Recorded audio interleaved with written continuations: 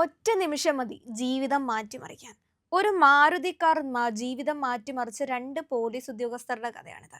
കഴിഞ്ഞ ദിവസം അതുപോലെ തന്നെ ഇന്നും പത്രമാധ്യമങ്ങളിലെല്ലാം ഒരു കോളം പേജിലുള്ള ഒരു വാർത്തയാണ്.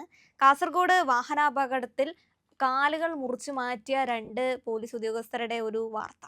ആ ഒരു വാർത്ത പരിശോധിക്കുകയാണെങ്കിൽ കാലൻ മാരുതി കാറിന്റെ രൂപത്തിൽ എത്തിയെന്ന് വേണം നമുക്ക് പറയാൻ. എല്ലാ ദിവസത്തെയും പോലെ ഡ്യൂട്ടിക്കായി ഇറങ്ങിയ 2 പോലീസ് ഉദ്യോഗസ്ഥരാണ്. അതുപോലെ സൂരജും അലോഷ്യസും. 36-കാരൻ സൂരജിന്റെയും 37-കാരൻ അലോഷ്യസിന്റെയും കാലുകളാണ് ഈ ഒരു അപകടത്തിൽ മുറിച്ചു മാറ്റപ്പെട്ടത്.